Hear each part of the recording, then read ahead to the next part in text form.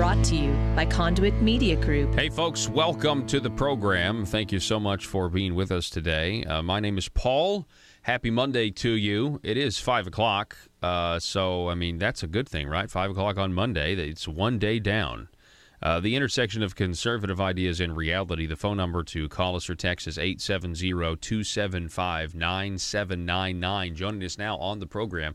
Welcome back. Mr. Richard Castor is with us, calling in from Baxter County. Richard, thanks for coming back on, sir. Thank you, Mr. Paul. It's a pleasure to be with you. I wanted to have you on because I know you've been following some of the budgetary problems that we've been facing here in Arkansas. And I wanted to get your take on it. You being a Hillsdale College graduate and one of the most conservative people that I know, what you heard, let's say on a Friday, Governor had to cut $70 million from our current budget that ends in a month or so, and then he had to cut another $43 million from the new one that we start in a couple of months. What were your thoughts when you heard that? You know, as a conservative, we're always happy to see them cutting the size and scope of government. It's a wonderful thing. So, yeah, I think it was the first few good words, we've heard from the governor's mouth this year. But their reasoning behind it, or their excuses behind it, is what's troublesome for us. They're saying, well, we're having to do this because we couldn't raise taxes enough. But how they say that is that revenue is down, or that we're not generating enough income to the state. Well, you can very quickly learn how the state collects revenue by studying our Constitution and our state Constitution, in that the government can only make money three ways. It can borrow it, it can print it, or it can tax it and collect it from its citizens. Well, the state can't print its own money, and it can't borrow that much money unless through, certain areas for highways and stuff like that. So what they're telling you is, well, we left too much money in the hands of the average Arkansan, and we can't fund all the projects we want to fund. So we're going to have to slash this money, and this is actually a sad thing for Arkansas. It's a very good thing for Arkansas. If you go to Conduit for Action, the website, that's where I get all my news for the state of Arkansas. I'm going to give it a little plug. The governor says there's nothing really to worry about because the items that we're not going to fund are the low-priority spending categories. Why are we funding those at all?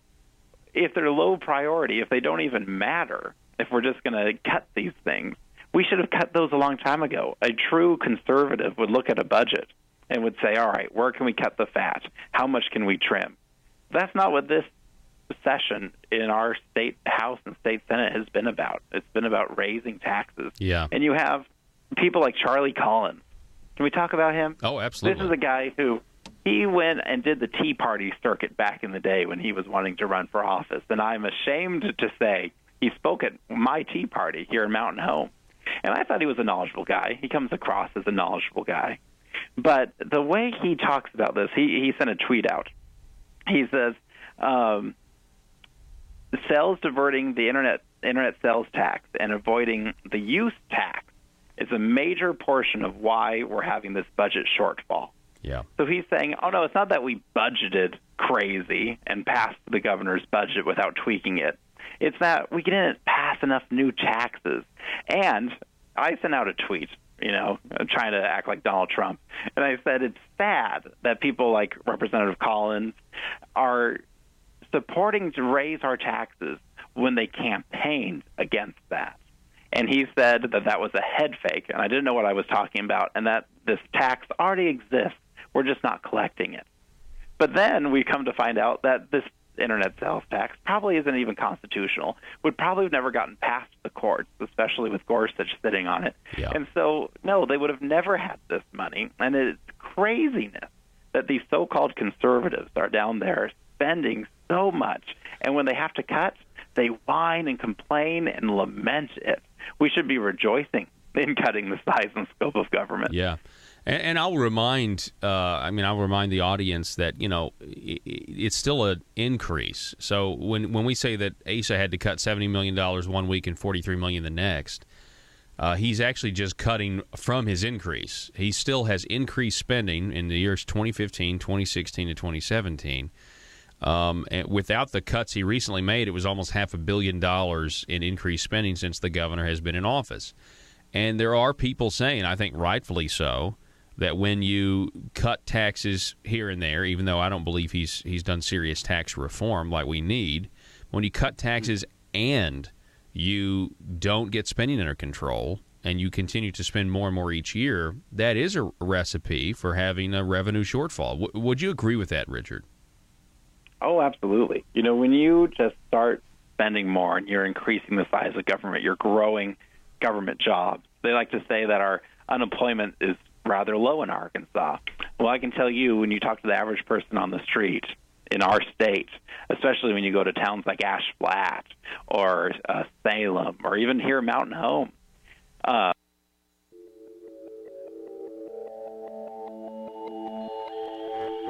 the maintenance of a free society is a very difficult and complicated thing, and it requires a self-denying ordinance of the most extreme kind. It requires a willingness to put up with temporary evils on the basis of the subtle and sophisticated understanding that if you step in to do something about them, you not only may make them worse, but you will spread your tentacles and get bad results elsewhere. I think it's time we ask ourselves if we still know the freedoms that were intended for us by the Founding Fathers. We lose freedom here, there's no place to escape to. This is the last stand on earth. Whether we believe in our capacity for self-government or whether we abandon the American Revolution and confess that a little intellectual elite in a far distant capital can plan our lives for us better than we can plan them ourselves. You're listening to the Paul Harrell Program, brought to you by Conduit Media Group. Hello, ladies and gentlemen. Welcome to the program. Thank you so much for listening, being with us. My name is Paul. You have found the intersection of conservative ideas and reality, where we are building a liberty machine. And one of the ways you can help us do that is to call us or text us, the number 870-275-9799. That's 870-275-9799. Yesterday, we told you a little bit about the expected Conduit for Commerce 2017 scorecard to come out, where they have scored their bills and they have actually ranked basically, who is the best legislator. This is the list, ranking them when it comes to how they voted.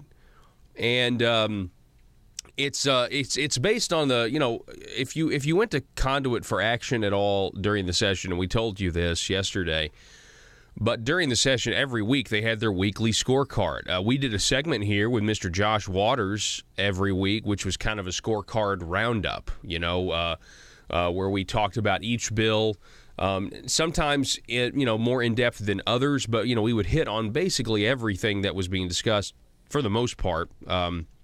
These were the things that Conduit for Action, for example, thought either grew government or shrank government, or increased dependency on government or decreased dependency on government, or spent money that we don't have, or cut spending, essentially. I mean, those are the the pros and the negatives of what government's going to do, right?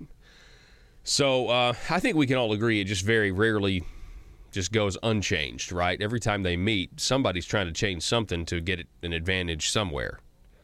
I spoke at a breakfast meeting this morning, and I went over some of David Crow's numbers with him, and it was interesting. I mentioned that, in 2015, fiscal year 2015, we actually had, a $24 billion budget here in Arkansas. That's actually what makes Arkansas tick. And, of course, most people say we only have a $5 billion budget, we're a small state and that sort of thing. And I just wanted to start the conversation by saying, no, actually, we're talking about $24 billion. And that's just important. In general, it's important so we can realize that there's a lot more people that might be interested in divvying up $24 billion than $5 billion. I mean, that's just logic, right? So that's the kind of environment that we have here. Okay? But back to this scorecard.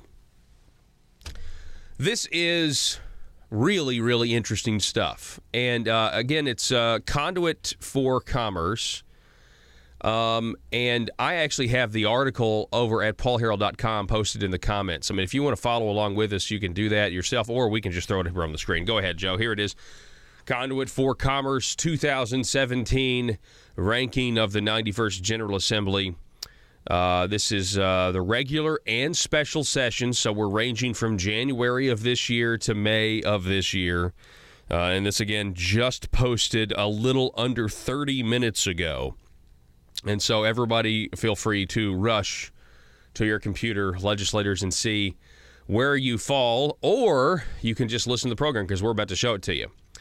But this is how it starts, and I think this is a really comprehensive way to address what this scorecard is. I'm really glad they put this statement here first. Much like any specific vote, scoring of votes by Conduit for Commerce is not an exact science, as some bills have greater impact on Arkansas if passed. However, the weekly pre-vote publication scorecards released during the regular session by Conduit for Action, referencing specific bills, is reflective of the measure used in Conduit for Commerce's final vote tallies. Likewise, only bills which reflect the focus and mission of CFC are taken into account when deriving these rankings. Therefore, our scoring is weighted for principles based upon the following preferred outcomes: reduces the size of government, reduces dependency on government, and or reduces spending by government. Votes cast by legislators on bills on the floor and during committees when known. I love that because we don't always know when the committee, how the committee's going to vote, what actually happens, are all considered. So let me say that again. Votes cast by legislators on bills on the floor and during committees when known are all considered. In total, this is a scorecard of 30 Senate floor votes along with 3 supportive committee votes were scored. For members of the House of Representatives, 35 floor votes were scored and 13 committee votes were included in the scoring. It is believed that the methods used by CFC will ultimately yield a better assessment of the pattern of voting by a specific senator or House member. It is our goal to assist voters as they measure differences in their expectations and results. Ultimately, our intent is that the voting pattern of these elected officials as they relate to the above principles is made clear. Likewise, as the methods and results of the CFC rankings are compared to other groups, differences may be noted. These differences should be filtered with the understanding that CFC is an Arkansas-founded and small business-focused organization which not only understands the fiscal impact of these bills, but is able to use knowledge and background regarding directly related issues which may not be apparent to national groups. Now, let me stop there. So, after the show yesterday, I noticed, for example, after the show yesterday, we talked about this scorecard coming out. I happened to notice State Representative Bob Ballinger went ahead and shared a post he made, I think, several months ago, referencing a national scoring agency about how he's one of the most conservative legislators in the country. Maybe that's a coincidence. Maybe it's not. I don't know. All I'm saying is I noticed it, and I was thinking, And then I saw this. I saw this right here where it says, it's specifically saying, look, essentially who you're going to trust. This is a state organization that only focuses on the state of Arkansas. And we've got information that may not be, that these national groups just may not be aware of. History, background, what the politicians said when they voted for this versus what they're saying now, and that sort of thing. Kind of like sometimes the Supreme Court can judge the intent of what they're interpreting based on what politicians have said. I mean, we saw that recently with Donald Trump, although it was ridiculous. But then we also saw them ignore that when they ignored that. For example, when Barack Obama said that Obamacare was not a tax increase, and yet the Supreme Court ignores that and calls it a tax anyway, just to, But my point is, that's my point. It goes on, likewise, as the methods and results of the CFC rankings are compared to other groups, differences may be noted. These differences should be filtered with the understanding that CFC is an Arkansas-founded small business. Okay, yeah, I read that already. All right, so let's get to this. All right, here we go. These are the rankings of the Senate. Look at there, right there. That's pretty good. Number 1, we have Brian King. Now, look, you got to look at the score differences. We're going to be talking with Brenda Vassar-Taylor coming up at 4:30. She's going to kind of go over the scoring method of this and how these numbers got to be where they are. If you look right there in the number 1 ranking on this Conduit for Commerce, 2017 legislative ranking is Senator Brian King. He is a Republican from District 5, a score of 196. Number 2 in this line, you have Senator Linda Collins Smith with a score of 189.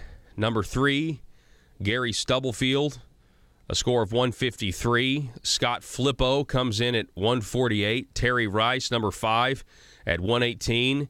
And then number 6, Senator Alan Clark at a score of 101. And then we have pretty drastic drop-offs. Number 7, you get to Senator Trent Gardner with a 70. Cecile Bledsoe with a 54. Senator Blake Johnson, 51. Senator Jason Rapert, number 10, coming in at 49. Number 11, Senator Bart Hester at 35. Senator David Sanders, 33 is his score, but he's number 12 on the list, but 33 is his score.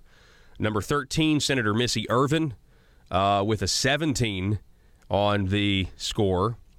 Senator Jimmy Hickey, Republican, with a 7. Senator Ron Caldwell, number 15 on the list, coming in with a score of a 2. Then you get to the first Democrat on the list, Senator Larry Teague, number 16 on the list, Democrat, coming in at a score of -3. Senator Jonathan Dismang, a Republican, and the President Pro Temp of the Senate, -4 is his score there. You see that there at the bottom. Coming back up here, Senator Greg Stanridge, Republican, and -8. Senator Dave Wallace, number 19 on this list. Now, keep in mind, we're talking about votes that have to do with, does it grow government? Does it increase dependency on government? He's coming in at a -17. Senator Jim Hendren coming in number 20, coming in at a -19. Senator Jane English, 21, coming in at -21. What a coincidence there. And then we have our friend Jake Files, number 22 on the list, coming in at -28 with a score of -28. Number 23, Senator John Cooper, Republican, coming in at a -36. And let's see here. We have Bill Sample, a Republican, at -55. Democrat. Now, here we get to 3 Democrats in a row.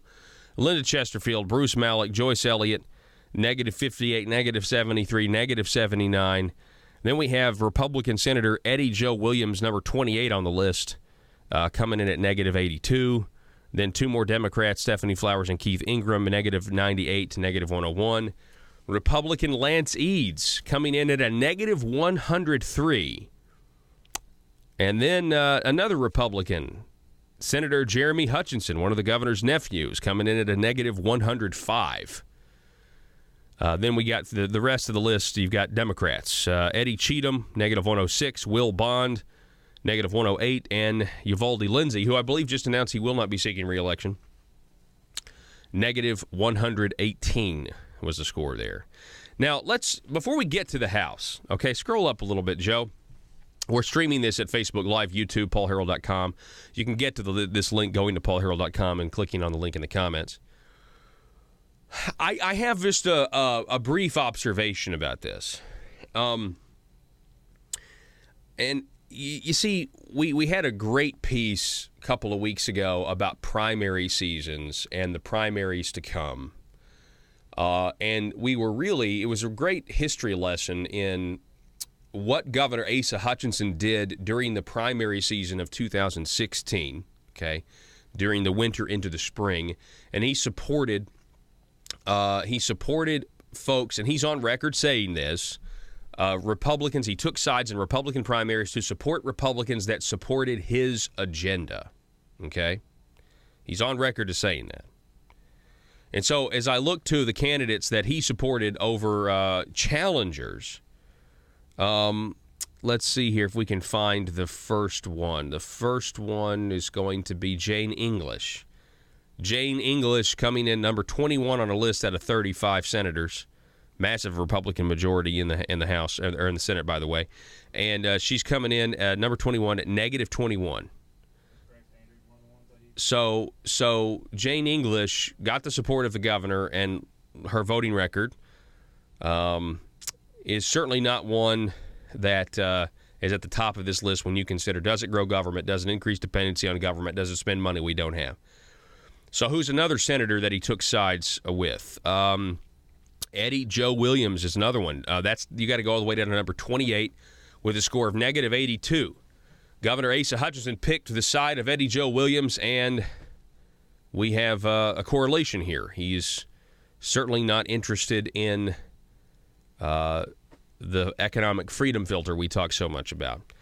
And then last, let's just go on down here to Lance Eads. Now, this is interesting because this is one of the instances in where Asa picked Lance Eads in this primary against Republican conservative Sharon Lloyd.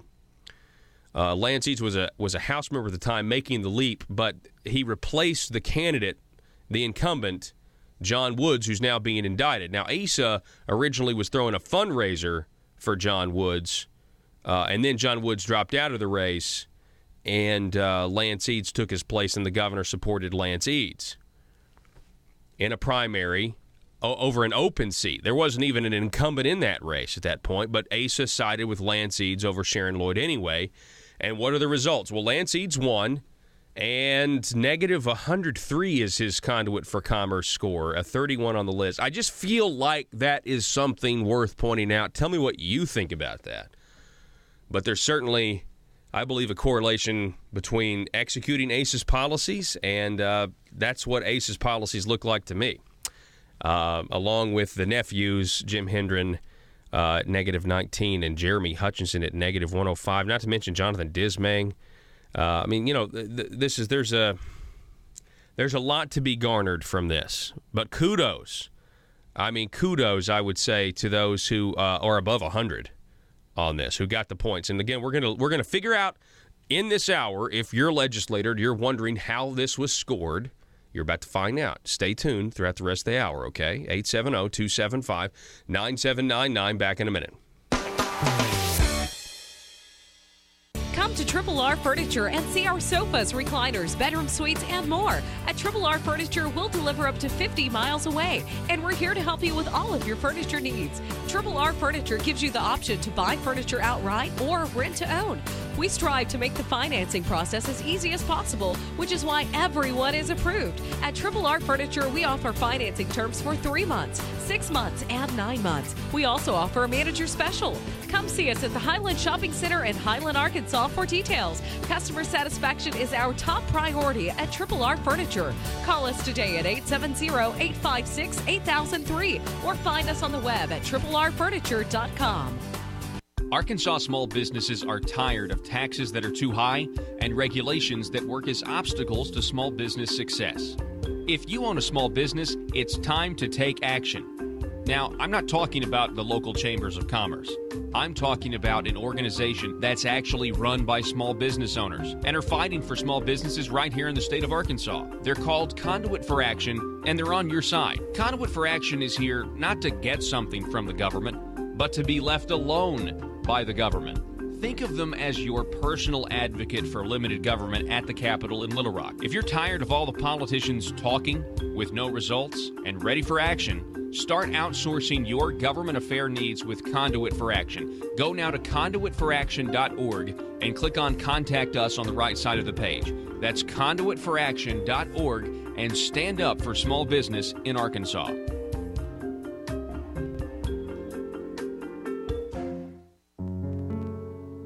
In Arkansas, every single hour there is a politician not getting what they want. For some, it's an absolute nightmare. The sleepless nights wondering if progress will ever come. Lying awake pondering how to grow government in this political climate. Asking questions like, why don't my constituents want to pay a few cents more in taxes? everyday politicians feel abused and neglected. These politicians are starving for power. They're hungry, confused, and they don't understand why no one seems to care. Will you be a patriot and commit today to help these poor, starved for power public officials? It's simple. All you have to do is commit to stay silent and never dissent or stand in the way of your politicians' rise to power. Never speak up or get engaged to stop the growth of government. By committing to these simple steps, you will ensure the life of your politician will be filled with contentment and the respect they are desperately seeking, as well as campaign contributions from lobbyists. This message brought to you by Aristocrats Serving Arkansas. PHP Parody.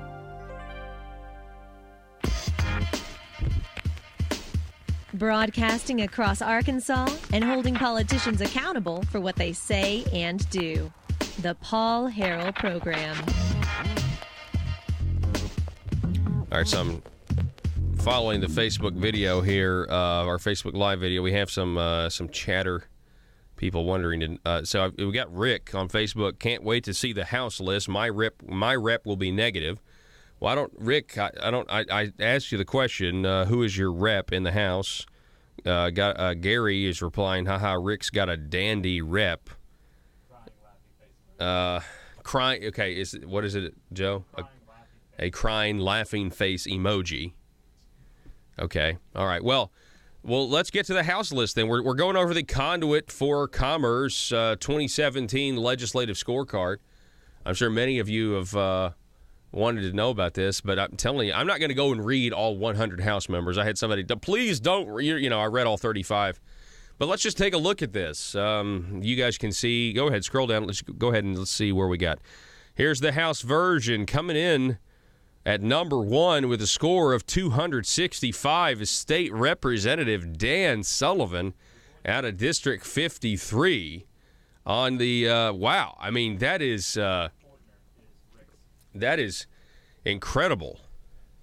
Dan Sullivan, number 1 on the Conduit for Commerce list. Jack's number 40. He's the first negative. All right. Well, hang on. Hold on to that. Okay. Well, go ahead, Joe. What are you saying? Rick commented on the Facebook. I got it pulled up on my phone. His representative is Representative Jack Fortner. Jack Fortner is number 40, the very first negative. Oh, wow. Okay. Well, so it looks like Rick knows his state representative. Look at there. Yeah, Jack Fortner coming in. You've got Republican John Maddox with a 0 on this scoring list, and then Jack Fortner, Representative Fortner, coming in at -2. Let's not focus on the negatives quite yet. Okay, let's focus on the top 10 of this. Look at these guys. I mean, congratulations to them, first of all, because, it's hard to have a conservative voting record in the House. I mean, it really is. You got people abandoning you all the time. You got people who, say that they're with you the night before as you're going over, and then they get the call from the governor or they get the call from Speaker Gillum, and then they abandon you. You feel very lonely. Dan Sullivan coming in at number 1. State Representative Dan Sullivan, 265. That's his score. Number 2, we have, who I have said many times is the most conservative member in the House, State Representative Josh Miller coming in at number 2. That's no surprise with a score of 257. Next up, we do have in leadership the Republican Majority Whip, State Representative John Payton, who did some really, really gutsy stuff, parliamentary procedure, trying to kill big government pieces of legislation, coming in at number 3 with a score of 238. Retiring State Representative David Meeks coming in at 188 at number 4. Then we have Austin McCullum, number 5, making the list as a freshman state representative, 187. Clint Penzo, who really, in many ways, Clint Penzo is a surprise to me, but at the same time, I mean, he really just kind of kept his head down and made some good votes, honestly. Brant Smith at number 7, Richard Womack, number 8, Stephen Meeks tied at number 8. Then you got 9, Mickey Gates, and number 10, Grant Hodges. Back in a minute. Paul Harrell, weekdays from 4 to 6. Learn more at paulharrell.com. Well, I can tell you, when you talk to the average person on the street in our state, especially when you go to towns like Ash Flat or Salem or even here Mountain Home, it doesn't feel like the unemployment rate is that low. Because even if people are employed, the standard of living is quite low.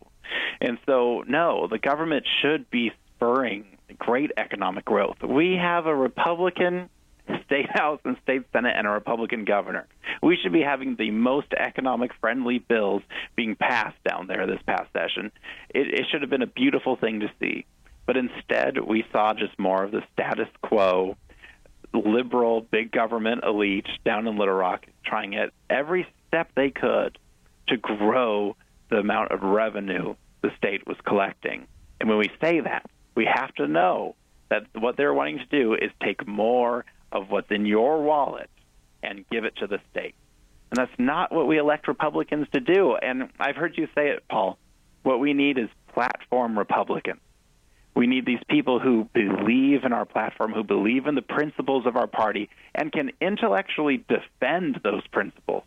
Not just people who run for office, say, hey, I'm an elected Republican, I believe in the Bible and our guns, vote for me. That shouldn't be enough anymore. Mm-hmm. And reasons like this budget shortfall are why that's not enough, because we need representatives and senators down there who truly understand that having a small and limited government and reducing the size and what that government can do in our state with regulatory reform, tax reform, all these different types of reforms that we conservatives talk about all the time, that's what generates growth in the economy.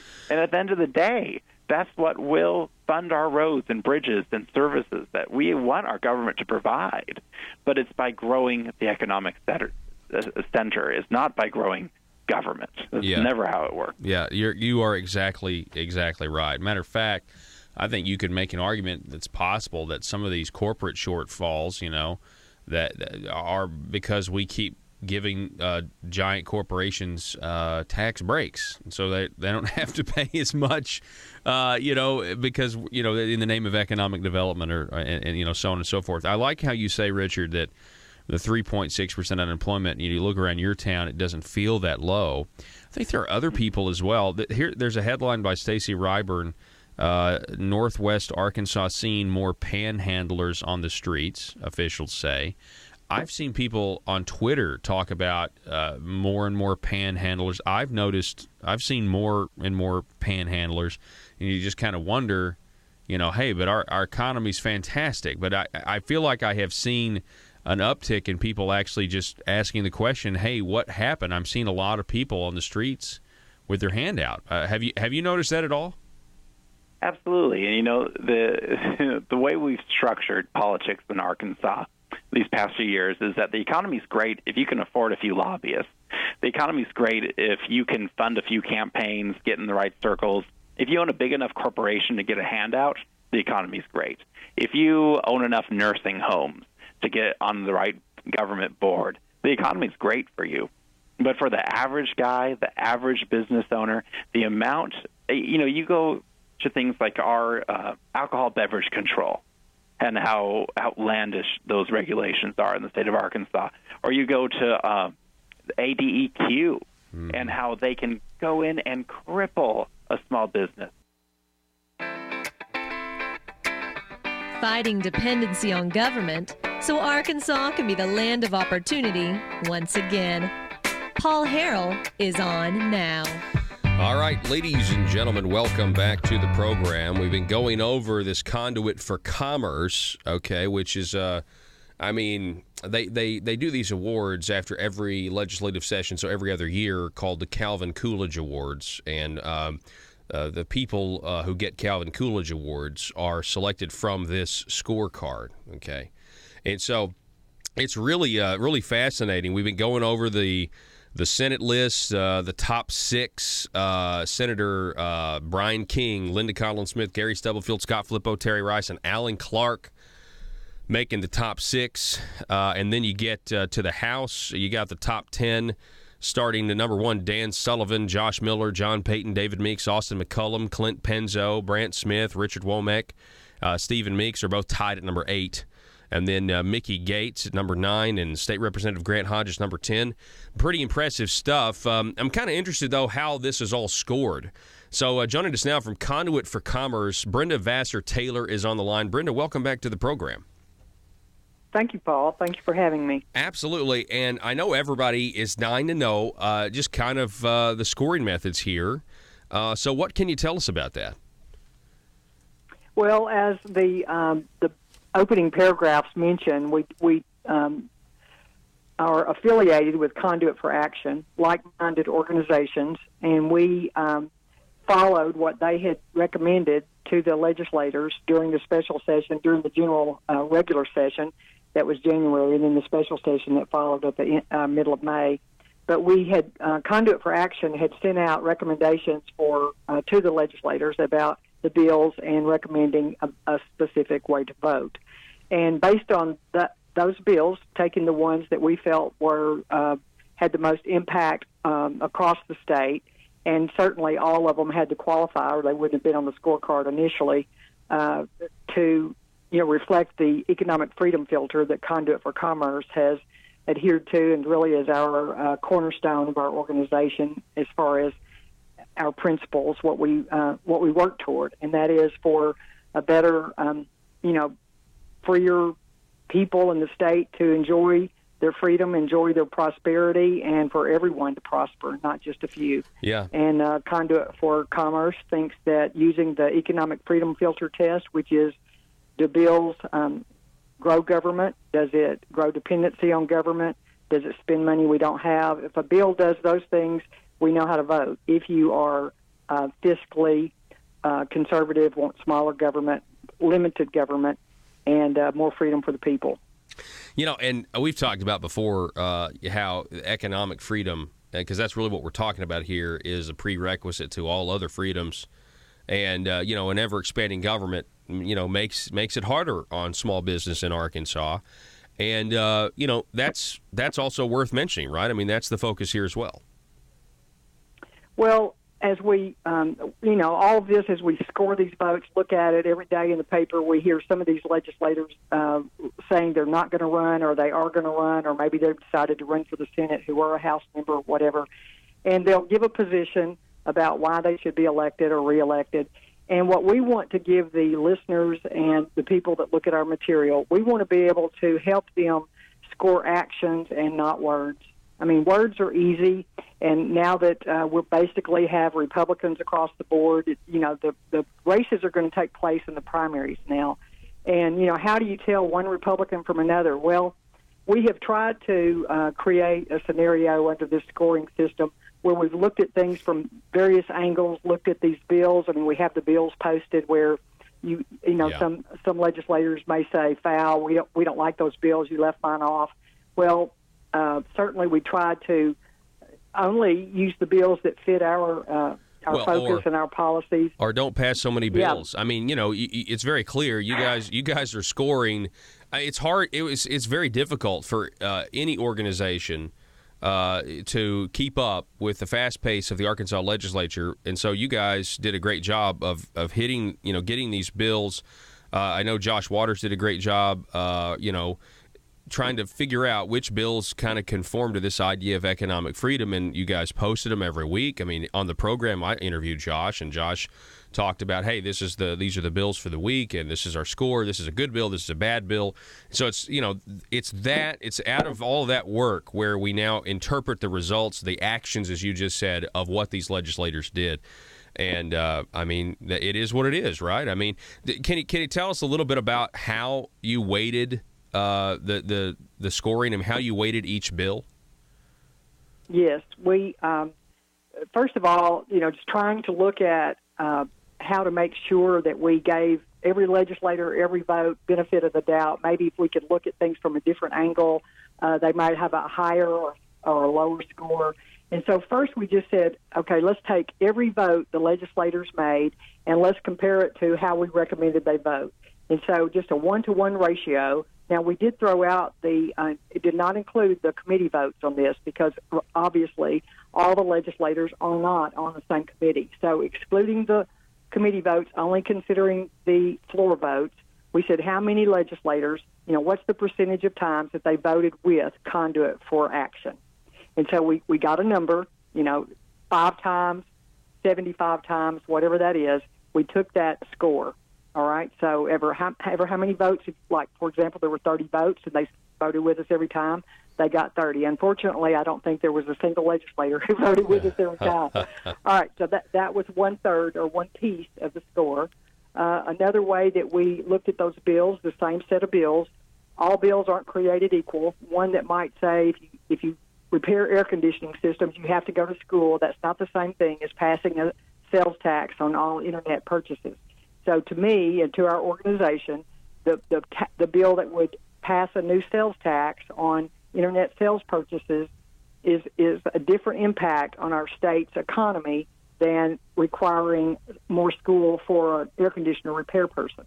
So there was a different impact. So both can be bad. Both you can oppose both, but they're going to affect the people in a more general way, and then one in a more specific way. So the one that's more general affects more people has more impact, right? In the negative. That's right. Okay. And then there was a middle section, three levels of impact. The second section might be like, for example, the military income tax exemption bill. Well, that's a big deal. That impacts the entire state, and that would logically be in the top category. But that bill also included language. There may have been an income tax exemption in it, but it also had income tax increases. And, for example, BLR has come out with a report to show, yes, this is a revenue generation, to use one of your terms, a revenue generation bill.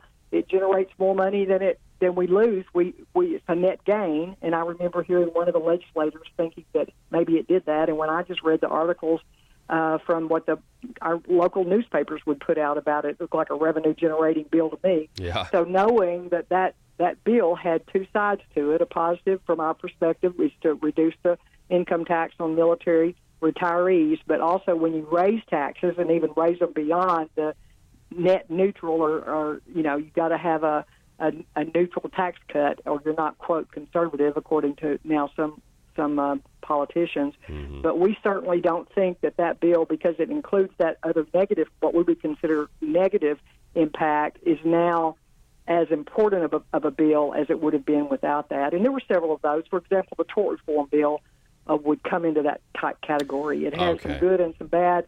Therefore, it's not as impactful, or we didn't class it with the weight that we would have won under the first category. I've talked to many times about a lot of these guys are in tough positions, and that military retiree right off the bat, that was the tough position that the leadership put them in. If you don't want to raise taxes in these other places or create, for example, a digital downloads tax to try to help pay for the $13 million hit to the budget, then you're against the troops. Then you're against the veterans. But then they're like, well, no, I'm actually I'm against raising taxes, but I love the troops, and so that played a part in it as well, right? I mean, these difficult right. situations. But there were some bills, for example, the Medicaid disclosure bill. Now, remember, the Senate passed that bill. That was won by Brian King. And it never made it out of the committee for the House, but it got several committee votes. So when you look at Brian's score, and now realize when we did these scores, we had no idea, how it would turn out, what these numbers would turn out. I know that some people have accused us of having favorites. Some have accused us of being single-issued. Some have accused us if you don't do things our way, then you're either 100% with us or we're not with you at all. And I think this scorecard would diminish that, anyone who really understood where it was coming from. But Medicaid Medicaid disclosure bill, for example, says if a provider of Medicaid does business with for example, a elected House or Senator, then the provider has to disclose that information if it's $2,000 or more dollars a year or something like that. I've forgotten now the exact number. But, that seems pretty straightforward bill. You disclose that. Let's get that passed so that we'll know who's doing business with Medicaid providers. Well, that could not get out of the committee 4 different times. And so we scored those guys that voted no, it can't get out of the committee, or yes, we want it out of the committee. I remember having a conversation with what some people would consider a very liberal Democrat, and I really appreciated the fact that he wanted that bill passed. And but then again, one of the more conservative Republican House members did not. And so we just want people to understand votes have consequences, and words need to be measured against actions. So as we've really refined these, when you have so many numbers varying from 265 to a negative 207, I mean that's a lot of ranges. But the third way that we scored these votes, we took every single vote and we weighted. We gave a weight to the vote based on, does it grow government? Does it grow dependency on government? Does it spend money we don't have? And then we weighted those. And, of course, does it disclose? Transparency is another issue that covers all of these. It's very important. How can you know if you're spending too much money or don't if you don't know what these legislators are doing? So transparency is one that's sort of the foundation of everything. So any bill related to transparency, you'll see the FOIA bill included. That was part of what we wanted to score. Okay. All right. We're talking with Brenda Vester-Taylor from Conduit for Commerce. It's conduitforcommerce.org if you want to check it out. And you guys, first of all, Joe, can you get the score? Can you put the website back up there for us? Because I want to ask Brenda a question for the folks who are listening. But to recap, the way you scored this, okay? Did you vote the way that Conduit was scoring on the week-to-week basis? That's the first way you scored it. That was worth some points. Number 2 is the impact factor, because all bills are not created equal. More continued education for an air conditioner versus supporting the internet sales tax are two totally different things in the way they're going to affect the population. Then number 3, if the bill you voted for or against did all 3 of the economic freedom filter, does it grow government? Does it increase dependency on government? Does it spend money we don't have? Those were the 3 criteria. I just want to rehash that for the audience that are listening, or more specifically, Brenda. And transparency. And it was added to that, transparency. And transparency. I just want to rehash that for all of the legislators who are listening to this, because that's exactly what's going on right now. The third, the next question that I want to ask you, and I made this observation a little earlier. Go ahead and scroll up to the Senate side of this, Joe, because I noticed something. I was talking about primaries, Brenda, and the governor seemed to support certain individuals in the primary in 2016, and those individuals got elected. Senator Jane English, Eddie Joe Williams, Senator Lance Eads, and I noticed that their scores are some of the worst on the results of this scorecard. Do you want to respond to that in any way? Yeah, I was very surprised when I saw the governors, senators, if you will, Lance Eads, Eddie Joe Williams, and Jane English, that their scores were so low. It certainly, if I were seeing that, I was one of these guys, I would go, oh, yeah, of course they're going to score slow because one of their organizations, we beat them in a primary. Well, really, that's what's so nice about the level at which we went into refining our scoring. We had no idea who was going to turn out where. But when our governor says, I'm going to be involved in primaries because I want my policies implemented, when I looked at that, I saw, wow, it's not just Paul Scho that thinks his policies are right there in the middle of the progressives. That's where his senators land. And, Lance Eads is a Chambers of Commerce guy. He's not just our governor's pick. And so we want to be conscious of the fact that Arkansas's economic engine is truly small business. It's not big business. Big business is in a little rock doing what big business should do. If we all had the money, we'd all be down there defending our positions. And, I mean, that's what capitalism or, free economy does. We can't all afford to be there like, Dan Douglas supporting Walmart or whatever, and Lance Eads supporting Chambers of Commerce. But when you look at these scoring and you see how people vote, you can really see the policy. So that's what's really important, is to understand what votes we scored, what bills we scored, look at how these guys voted. And now, I just kind of had a terrible thought as you went after, mentioning that. if our governor is still bent on maintaining the same policies that he, worked so hard to support in March of 2016, then I would predict that the guys at the top of our list might be going, "Oh no, are we going to end up being Josh Miller?" And the governor bring us a primary candidate. But this can be used, I hope, among the grassroots. If they understand the bills, they're going to understand, easily how we score them, and we'll have a conversation with anyone who wants to talk about this. Yeah. When you say favorites, I mean, gosh, look where Larry Teague, he did pretty well. He's the top Democrat. Look at that. Yeah, he's the top Democrat. The first Democrat on the list, number 16, versus the governor's nephew, Jeremy Hutchinson, at 32 on the rankings. Yeah. I mean, it's crazy. And look at Jimmy Gazaway on the House. He's number 43. I mean, Jimmy, what the heck? And, I had a conversation with him this week. He's probably somebody that, we certainly supported him before. Did he disappoint us? I have probably, to most people's surprise, a lot of conversations. I mean, there are a lot of Democrats. There are a lot of people who are lower on the list than I wish they were, that we do work with and we enjoy working with. So Conduit is, certainly can proudly say we have a reputation. I don't know how much of it is that accurate, but we do hope this scorecard will be used in trying to figure out what we're about. Well, I mean, again, we're talking to Brenda Vassar-Taylor from ConduitForCommerce.org. This new scorecard coming out. You said something, I guess, a little while ago, but noticing how low Jane English, Lance Eads, Eddie Joe Williams are in this list. But then you said, referencing something I've said about progressive policies, amongst the progressives, and and when you actually look at that, when you look at the D's there, the few D's that are remaining in the Senate, and you see folks like Jeremy Hutchinson, Lance Eads, Eddie Joe Williams, and Jane English, she's kind of got some Republican insulation there of Jake Files and John Cooper, yippee. But it really is they're blending in with people who are diehard progressives when you do the scoring of does it grow government, does it increase dependency on government, does it spend money we don't have. These are the results you get. I think this is some of the most valuable information in the entire state. I hope everybody uses it as a resource. And Brenda Vassar-Taylor, I appreciate you coming on. I'll give you the last word.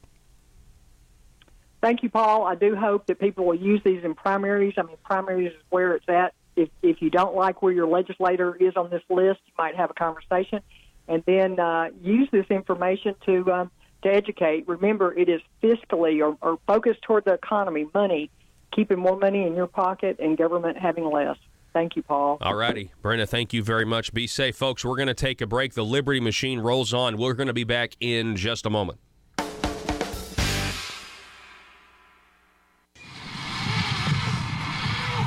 Who's next to Zipline? Me, and I'm really excited about this. Sir, I'm sorry. The Zipline has a 350-pound weight limit, and frankly, I do not think it would be safe for you. Oh, that's okay. I self-identify as 180 pounds, so it's cool. Sir, that doesn't make any sense to me, and I'm afraid we can't let you ride the Zipline. You're too heavy. I'm sorry. I can't believe this. I thought we had evolved as a society. I thought this was America, but I guess this is just my plight. First slavery, and now fat-shaming. Sir, again, I'm really sorry. You listen to me. If you don't let me ride, not only will I sue this company for discrimination, I will sue you for damages because right now my feelings are so hurt and I feel embarrassed because I'm holding up the line. Wouldn't be the first time. Watch it, mister. Look, okay, I'm sorry. I just don't think it would be safe for you. You don't understand. I self-identify as skinny. So you have to let me ride the zip line. The Constitution says so. I get to define my own reality. Okay, fine. Whatever. Ride the zip line. Mike, let this man ride the zip line. Thank you. Now watch as my self-identity trumps your bigotry. See you on the other side, racist. Here I go!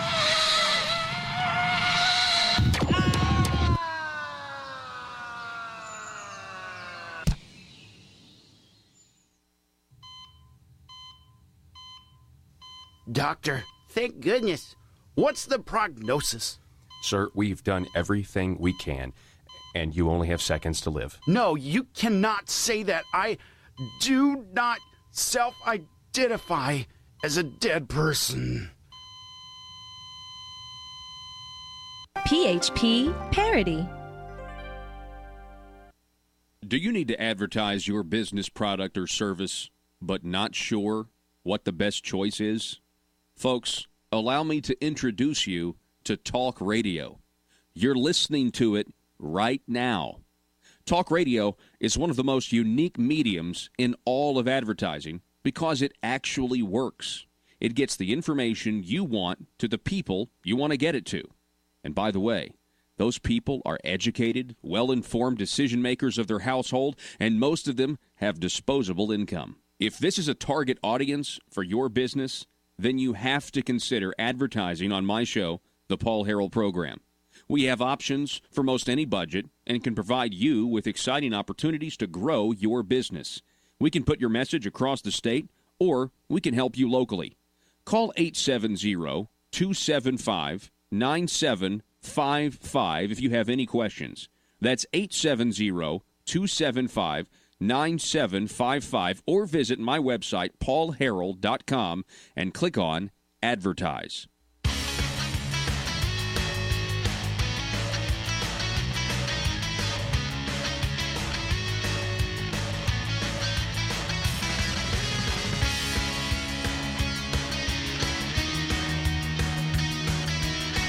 Gosh. I thought those people were single issue folks. They only care about one issue. They only care about this bill or that bill. Man, this is some good stuff. I really appreciate that. I've been waiting for this scorecard to come out for a while, and now that it's here, it's just there's so much there. You know, now what we haven't got to go back to the if you can, Joe. I know you're going like crazy, but I want to say if you go in, we've got this linked over at paulharrell.com. That's Paul HARRELL.com. If you keep scrolling down, let's look at that House list one more time. My goodness, I mean we've talked about the top 10 or just technically 11. You've got Jim Dotson coming in at number 11 at one. What does that say? 155. And then number 12, Bob Ballinger at 151. 13 is Robin Lundstrom at 138. Justin Gonzalez, 136. Aaron Pilkington at 130. I mean, at number 15, Marcus Richmond. I had somebody on Facebook talk about State Representative Marcus Richmond, who I really like. He's always, keen to come on the program. Him coming in at number 20 with a score of 109 this time. That one is surprising to me, okay? That one is certainly surprising.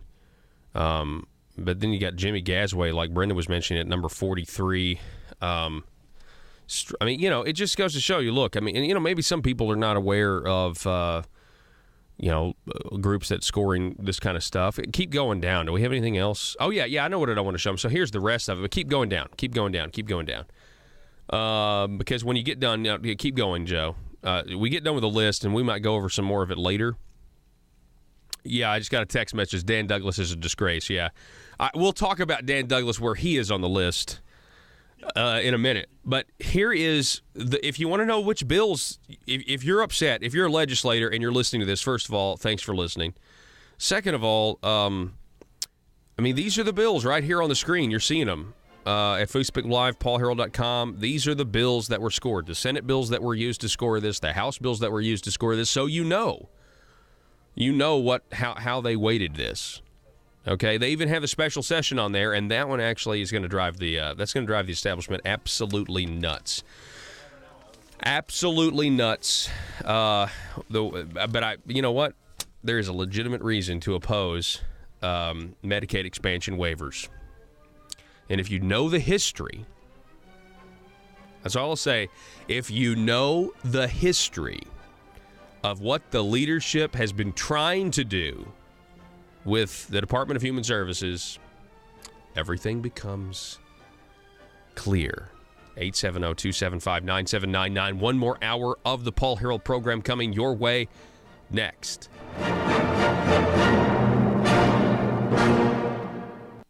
Rush, Glenn, Sean, and Paul. This is Jonesboro's 1013 FM News Talk, KBTM. Paul Harrell, weekdays from 4 to 6. Learn more at paulharrell.com. You know, you go to things like our alcohol beverage control and how outlandish those regulations are in the state of Arkansas, or you go to ADEQ and how they can go in and cripple a small business in the state of Arkansas if they choose to, and that's the equivalent of our Environmental Protection Agency. So you know we have it's basically a microcosm of our federal government down in Little Rock, and you'd think we would be in an Arkansas springtime with the very first time in 100 years that we have a state house and a state senate, and our constitutional office is controlled by Republicans. But we're not. We're living through the BB legacy all over again. And it's time that we as conservatives stand up and primary these darn people who go down there, tell us one thing to our faces, and sit on those committees and vote the wrong way, and then there's no record of their vote. Or they go down there and they support these pieces of legislation that counter our party's principles. Our party better dang well stand up and say, that's not right. That's not what we as a people support and stand for, and we're going to change it. And if that takes primarying some of our friends, then let's do it. Yeah, and and the primaries are really the only place where the people, at this point, when you see how the establishment is so dominant in pushing out limited government platform Republican thought, the primaries are your only real chance to to really stand up for the values in the Republican Party platform, and that's when you have races on specific issues or specific votes the incumbent has taken, and it really ends up giving, especially the primary challenger, if he wins, it gives him a mandate to go down there and change things and do things differently. Before we go, Richard, I want to get your opinion on the tax task force. We now know that the Dismang, Speaker of the House, Gillum, they have appointed this tax task force. You know, we weren't able to do real tax reform, so now we're going to do a task force. So Senator Hendren got on it, Keith Ingram got on it, Joyce Elliott, Bart Hester, Missy Irvin, Larry Teague, Dave Wallace. Out of the House, we got Matthew Pitch, Kenneth Ferguson, that's a Democrat, Joe Jett, a new Republican, Francis Kavanaugh, a Republican, Bob Johnson, a Democrat, Jim Dotson, a Republican from Bentonville, and Warwick Sabin, a Democrat from Little Rock. And I guess, are you optimistic that they're going to come up with something that actually you and me can be on here in 18 months, congratulating them on their great ideas? But just say, as you read that list of names, I'm not sitting here quaking with confidence for these people.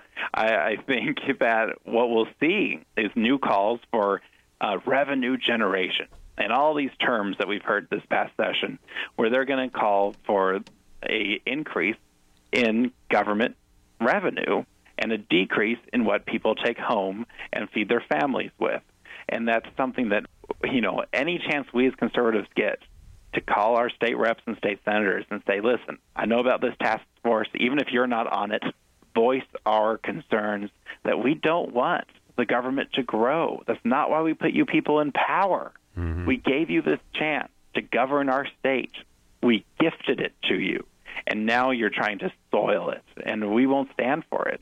No, I don't have confidence that group of people is going to come up with a good idea at all. And it sounds like the Democrats are far more represented on that committee than they are in the House and the Senate. And how is that really reflecting the people's point of view of our state? Yeah, if they are. I'd have to crunch the numbers to back that up for sure, but it sure sounds like they're overly represented. Yeah, for the proportions, in each chamber, to me it does seem a little Democrat heavy, and I don't understand that. But anyway, apparently parties don't matter anymore because most of these people vote like Democrats anyway. Exactly. So It's craziness. Yeah, and there's also this other thing that I can't get an answer on. They also announced that there's a joint committee of economic and tax policy that is now being formed. It's being chaired by Representative Lori Rushing, but Charlie Collins, Jeff Williams, Lane Jean, David Branscombe, and Joe Jett are on that committee, and that's a committee of just nothing but, sort of Republicans. Joe Jett, he kind of... I don't even know what this committee's going to do. It's just so frustrating, Richard. We have standing committees, and they make these special ones, and it's really frustrating. Anytime there's a problem, this governor wants to slap a committee at it and ignore it for another 6, 8, 12 months until they can come up with a plan to raise taxes. That's really what these things are. They're just a game to make us think that they're really deliberating and they're really thinking about our best interest, when in reality, they're sitting there saying, all right, how can we generate enough revenue to fund every program and every special interest in the state that we can get our hands on, when that's not what we elected them to do. Yeah, and And so I hope that they do something better.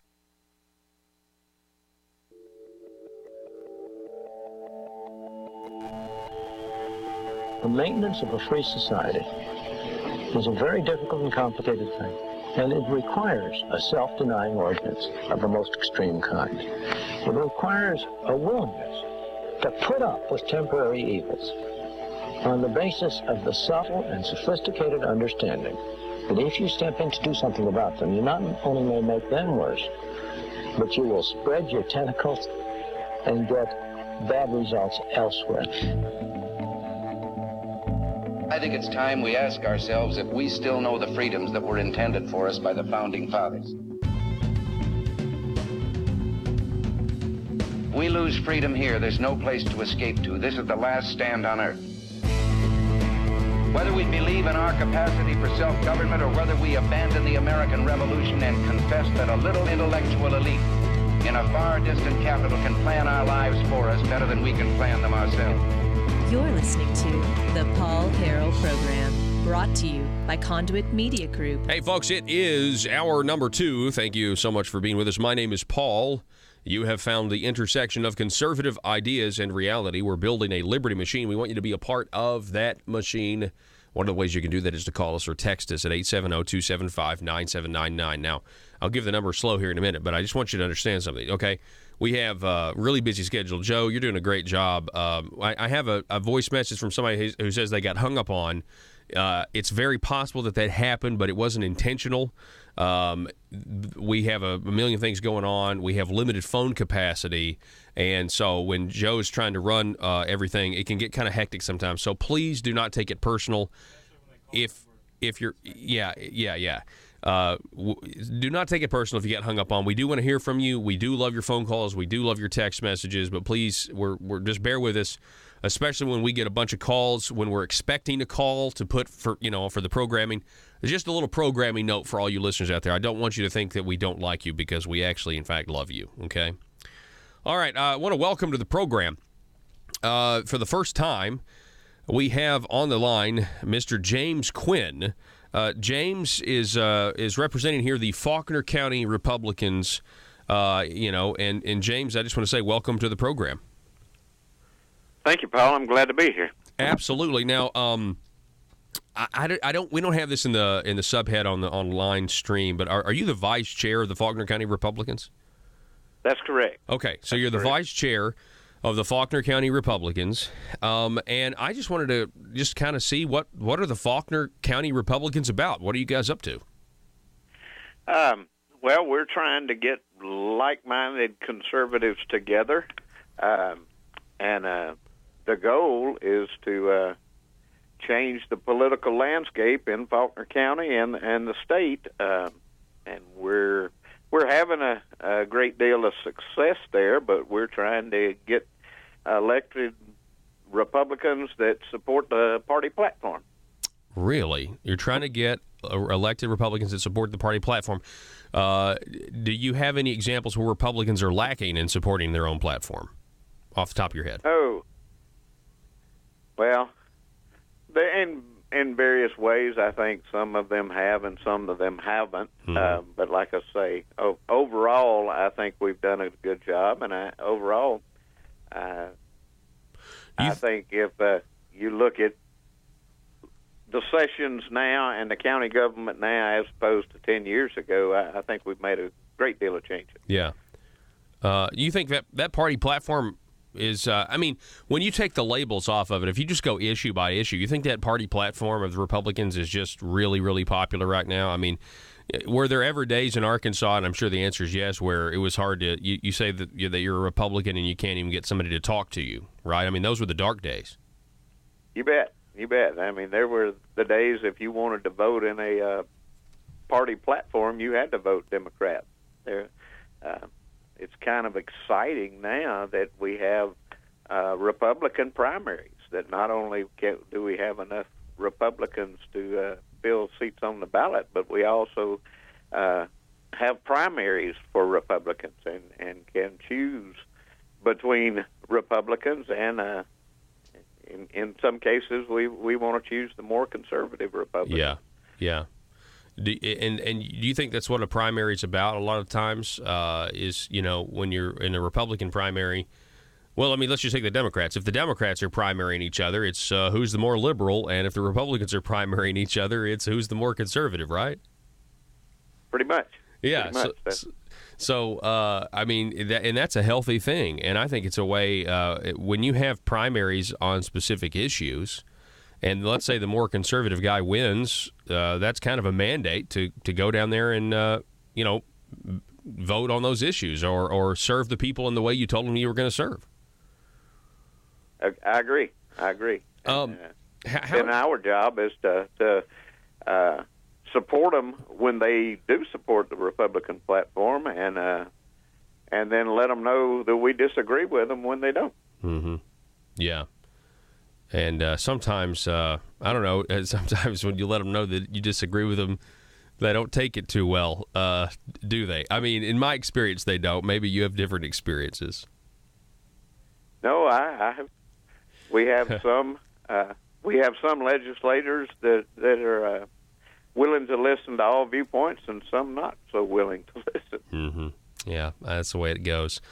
So I understand recently at the Republican, the Faulkner County Republican meeting, you guys entertained one of my friends. His name is Josh Waters. Do you remember Josh coming to talk to you guys? Absolutely. That was our May meeting. We had Donnie Copeland and Josh Waters at that meeting. Well, how was it? I mean, and the information they had, I mean, what'd you think of the information? I thought they did a great job. Josh did the majority of the speaking, and I've heard him speak before. He's an attorney for Conduit, and he was well versed on the bills. And he went through a number of bills, and they had he explained their criteria that they use to grade bills, and he pretty much stayed on point that this bill met this criteria or this bill did not meet that criteria, and it was whether it shrinks or grows government, whether it increases or decreases dependency, and spends or saves money. So I thought they did a great job. They, I say, pretty objective analysis. Yeah. Of, an objective analysis. What about the rest of the folks? I mean, I'm just curious. I see, because a lot of times I kind of feel like some of that information, certainly in the statewide media, it doesn't get out there. And what I have found is when people are given some of that information about, what has happened in their name by their politicians down in Little Rock, they're kind of amazed. Was that a reaction? Were people grateful? Did they say that the information was unique in any way? Unique in any way, I don't know. All the reactions I had from the people at the meetings were quite positive. They thought it was good information, and it's good to know whether our elected officials followed the platform or didn't. Mm-hmm. So, yeah. We're talking. I think it was well received. Good, and that's what I'm hearing. That's kind of what I'm hearing from a lot of folks. We're talking with James Quinn, Faulkner County Republican Party. He's the vice chair there down in Faulkner County. Let me ask you this, because I know it's June, but good grief, that election season last year was pretty incredible. The primary that happened in March. Donald Trump is now our president. Were you on the Trump bandwagon early, or did you have another favorite before? And what are your general thoughts on the state of things? Wow. Well, I wasn't a Trump fan early on. I was, before it was narrowed down to 2 or 3. I thought Trump was speaking the language I like to hear and had a good chance. So, I supported other candidates initially, but I got on the bandwagon, and I think we elected the right man. Yeah. Well, I mean, good grief.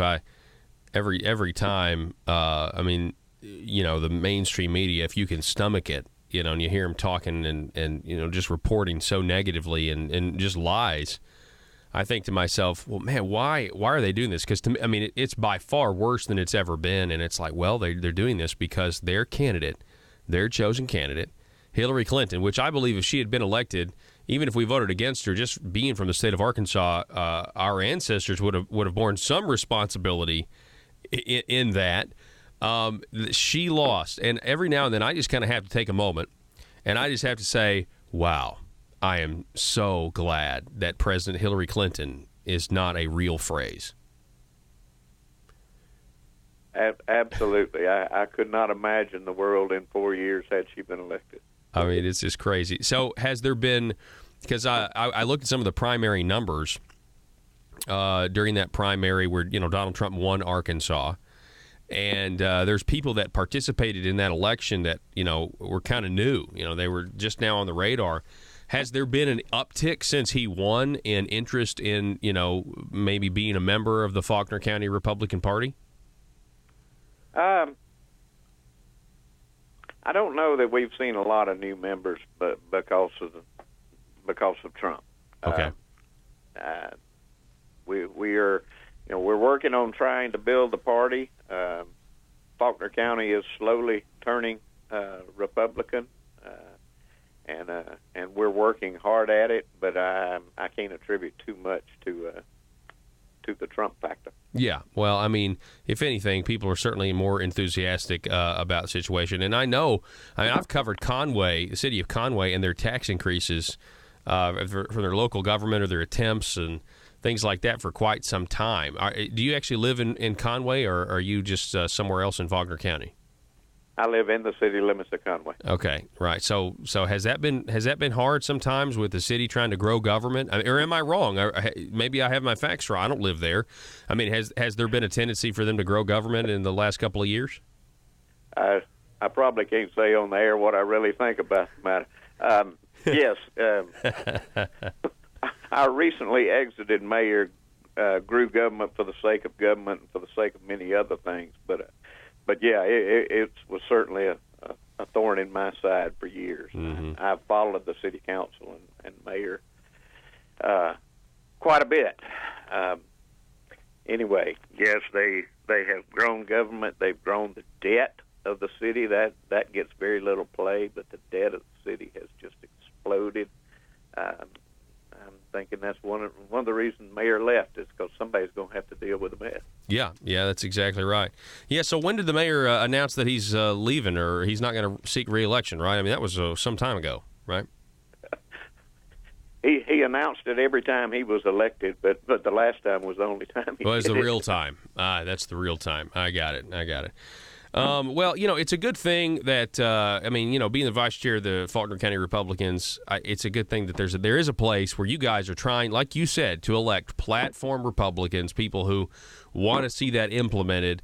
And James, it's been great meeting you, sir. And I appreciate your time, appreciate you coming on the program, and appreciate everything that you're doing, okay? Thank you. If I can take just a minute, can I invite everybody to our meeting? Yes, sir. Go for it. We meet every fourth Monday It's every fourth Monday. We have supper and social time at 6 o'clock. The program starts at 6:30. We meet at Chinatown Restaurant, which is on the Conway Town Center, right off exit 125. We try to have a variety of speakers. We've had Andrea Lee, the state auditor. We had Donnie Copeland and Josh Waters last month. This month we'll have Carol Cruz, who's the chief deputy prosecuting attorney. But the meetings are open to any like-minded conservative, and we'd love to have anybody come join us. What's that process like if you want to become a member? Like what do you have to do to become a member of the Faulkner County Republican Committee? Number one, you have to be a registered voter in Faulkner County. You have to come to a meeting. You will be nominated for membership by an existing member, and then if you return the next meeting or one of the subsequent meetings, you'll be voted on for entry. Hey, there you go. All right. Well, I appreciate it. Mr. James Quinn, Faulkner County Republican Vice Chairman, thank you for coming on the program, sir, and love to do it again soon. Let's stay in touch. All right. Thank you, Paul. I've enjoyed it. Yes, sir. Folks, I want you to know something before we go to break, that iTex is your first choice in cost-effective IT services. Cost-effective, meaning what you pay is a reasonable price, and it's effective for your managed service provider needs, your computer needs, especially with things like ransomware. Cyber criminals are everywhere. They're constantly trying to figure out new ways to make you have to pay Bitcoin, which I know Bitcoin has turned into a good investment, but come on, you don't want to be, I've said this before, you don't want to be like, how do we get some Bitcoin to get our data back because somebody is, holding it for ransom? We don't want to do that. I just want you to call iTex for a free consultation. That's all I want you to do. If you're a business owner and you don't want to lose productivity from your employees, the downtime, just the headache of not being able to get to the data that you need to protect your bottom line, iTex is the place to call. They are the text to trust. It's a free consultation. The number's 870-336-9778. That's 870-336-9778 or itexusa.com. Back in a minute, folks.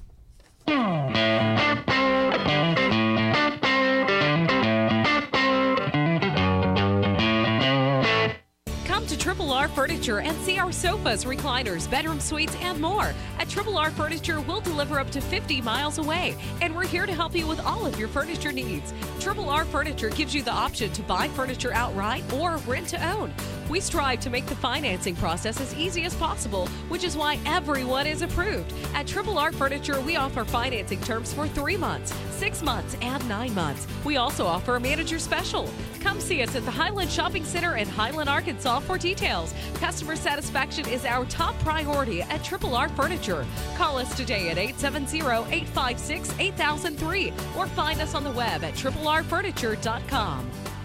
If you're like me, you believe that small business is the heart of Arkansas's economic engine, and it should be viewed that way by the politicians in Little Rock. Conduit for Commerce also believes, like you and I believe, policies that achieve less regulation and lower taxation help small business in Arkansas thrive.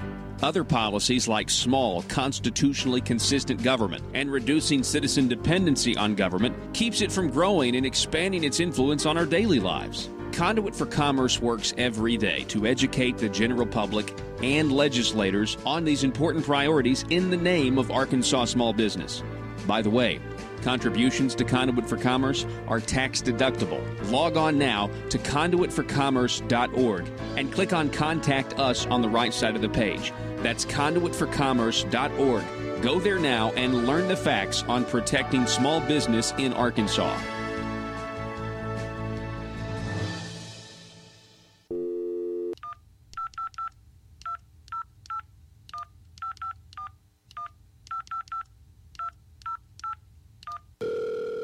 Welcome to the Arkansas Obamacare Hotline. We would be more than happy to help you enroll in Arkansas Obamacare today. We just need a little information about you. Let's get started. If you're disabled, pregnant, or looking for medical care for your child, the program is currently full, and there's no doctors to see you. Please hang up now. If you're an able-bodied adult, please press 1. If you're currently employed, we're sorry, but you most likely do not qualify for the program. Please quit your job and call back later. If you don't work and instead play video games all day with your cats in your grandmother's basement, please press 1. If you've never lived in Arkansas, press 1. If you currently live in another state, press 1. If you recently purchased a home in New Jersey for $750,000, please press 1. If your current identity has previously been used by another person, was created before your actual date of birth, or doesn't really exist, please press 1.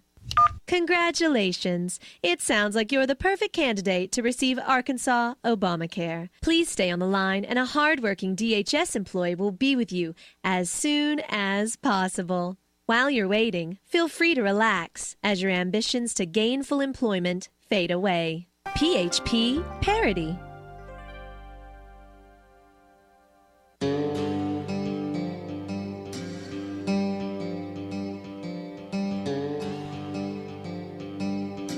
The Paul Harrell Program.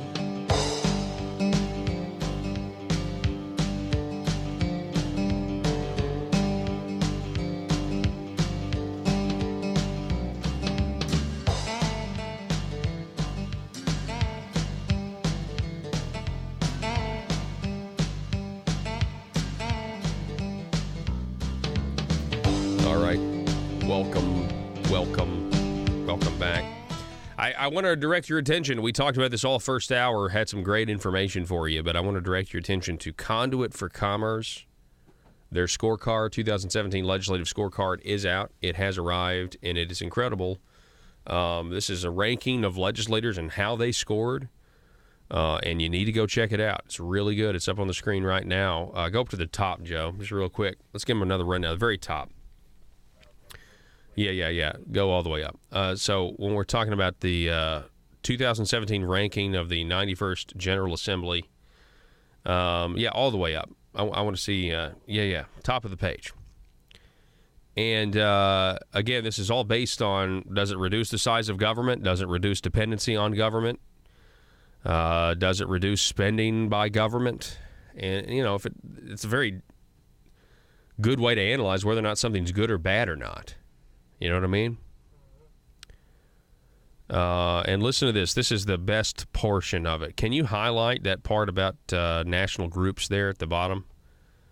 I don't know if you can highlight that or not with it zoomed in so far for the online audience. But likewise, it says, as the methods of this whole scoring process, the methods and results of CFC and the rankings are compared to other groups, differences may be noted. Okay? So you may see differences if you go look at other groups. These differences should be filtered with the understanding that CFC is an Arkansas-founded and small business-focused organization, which not only understands the fiscal impact of these bills, but is able to use knowledge and background regarding directly related issues which may not be apparent to national groups. So interpret that with that frame of mind, and I promise you, there may be criticism, but, to me it's welcomed because I know what the facts are. I know what their goals are and what their goals are not. And first of all, for any of the establishment Republicans to criticize this list on the basis of trust or on the basis of that you have any clout at all, that if a bank account were trust, if trust were a bank account, okay, you would be overdrawn. Okay, you guys would have negative. Some of you do. A lot of you do have negative numbers in the scoring on this, right? And that's the thing. Like, well, gosh, trust us with this waiver or that waiver. No, I'm sorry. Not when you're actually taking bills that remove legislative accountability by deferring lawmaking ability and policy to unelected bureaucrats are bad for the people. They are bad for the people. And Matter of fact, if you look at what I believe are unconstitutional bureaucracies throughout our country, EPA, things like that, they're created, these things, basically they create laws that everybody has to follow, and there's no accountability. The non-delegation clause of Article 1, Section 1 is violated, but nobody ever brings that up anymore. All legislative authority herein granted to a Congress. And then it says nowhere that you can create little mini bodies of legislators who are unelected. You can't do that. It's like really the one thing Congress shouldn't be able to do. Back in a minute. Paul Harrell, weekdays from 4 to 6. Learn more at paulharrell.com. It's craziness. Yeah, and there's also this other thing that I can't get an answer on. They also announced that there's a joint committee of economic and tax policy that is now being formed. It's being chaired by Representative Lori Rushing, but Charlie Collins, Jeff Williams, Lane Jean, David Branscombe, and Joe Jett are on that committee, and that's a committee of just nothing but, sort of Republicans. Joe Jett, he kind of... I don't even know what this committee's going to do. It's just so frustrating, Richard. We have standing committees, and they make these special ones, and it's really frustrating. Anytime there's a problem, this governor wants to slap a committee at it and ignore it for another 6, 8, 12 months until they can come up with a plan to raise taxes. That's really what these things are. They're just a game to make us think that they're really deliberating and they're really thinking about our best interest, when in reality, they're sitting there saying, all right, how can we generate enough revenue to fund every program and every special interest in the state that we can get our hands on, when that's not what we elected them to do. Yeah, and so I hope that they do something better than that. And that'll be a good test. That'll be a good test, Richard, because they claim that they're going to eliminate loopholes. That's what they're going to be doing. But I promise you that if they eliminate these loopholes, or I guess special interest, this tax break or that tax break, I don't think that's where it's going to end. And it'll be interesting if they have to, because see, they tried to eliminate a loophole last time, and they said we got to end loopholes, but in the bill they created another loophole for the same industry that they were. It was just weird. So anyway, Richard Castor, I appreciate you being on the program, sir. You're always a thrill to have on, and appreciate it. And we will do it again soon. Thank you, Paul. All right. Good. Okay.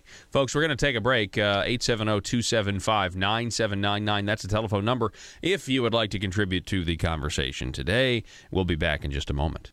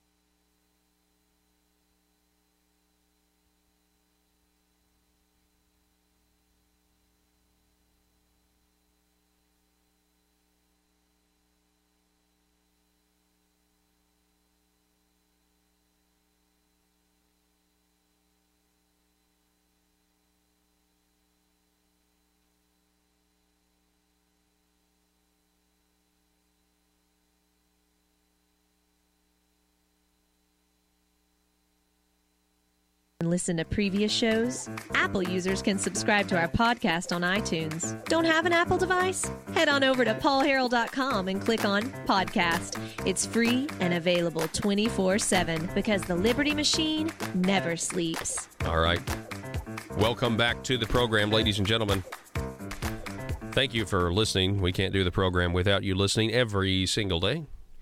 So we're going to do a little flashback here to towards the end of the legislative session down in Little Rock. Dan Douglas of Bentonville, who, speaking of primaries, man, Dan Douglas is a disgrace in terms of limited government conservatism, party platform, whatever you want to say. This guy needs to be primaried so bad. I mean, he needs to be primaried now. Somebody needs to announce today. They needed to announce 3 months ago. Okay? He's the gas tax champion. He's the internet tax champion. Anyway, so here's Dan Douglas. This really stood out to me, okay? Here he is defending deceptive ballot title on the gas tax, right? And this is what he said. Listen. Committee's developments here. I would say on reference to the ballot title, that will get out there. That will be explained in the campaign process. Now, what he's talking about is the deceptive ballot title was a plan to raise your gas taxes at the pump by instituting a bond program that you were going to vote for. It was going to go on the ballot, but it didn't. Now, the governor now supports that, by the way. He supports now a petition and an initiative to get it on the ballot. The exact same proposal, he says. So I'm assuming that's still the deceptive ballot title, where people think that they're voting for bonds, but they don't know that would then require them to raise the tax on wholesale gasoline, thereby making their price at the pump go up about 20 cents. So just so you know, I mean, that's the deception we're talking about here. And the issue was, look, if you're going to put a vote to the people, and this is coming from the legislature, it needs to say clear as day, this is a tax increase. If you vote for this, you will pay more money to the government. Will it go to your roads? Fine, but get them to, I mean, a lot of people would vote for that. I wouldn't, but some people would. But let's be clear and honest about what we're doing here, Dan. And so what he said about that was, well, it'll get cleared up. People will figure it out. People will figure it out that it's a deceptive ballot title. Committee's developments here. I would say on reference to the ballot title, that will get out there. That will be explained in the campaign process. And I'm sure I have full faith and assurance that my good friends in Conduit for Action and Americans for Prosperity, that'll make sure that's out there too. Stop. So he admits that it's a deceptive ballot title and says, but it's no big deal because, you know, groups like Conduit for Action, they'll make sure people know that it's a deceptive ballot title, I'm sure. But let's be honest. No one's going to find out that it's a deceptive ballot title because no one cares enough to look at it. They'll go, oh, this will make my roads better. This will be a less inconvenient drive. I won't have to deal with so many potholes, so many bumps, so many whatever's in the road. Oh, I'm going to vote for it automatically, regardless of what's in it. I have smoother roads. Going to vote for it. Yeah, it's exactly right. And they're not, and it's harder to trick. It's harder to convince somebody that they've been fooled. It's easier to fool them, right? It's really hard to convince them that they have been fooled. So going down to Dan Douglas, let's seriously go to the. So Conduit for Commerce comes out with their scorecard. They're going to base their Calvin Coolidge, by the way. I mean, look at there, Dan Douglas, right below my photo there at paulharrell.com, coming in at number 84 out of 100, mixed in with all the Democrats. Scroll down so we can see some of those Democrats that he's mixed in there with. I mean, Dan Douglas is the likes of. He's got a score of negative 134.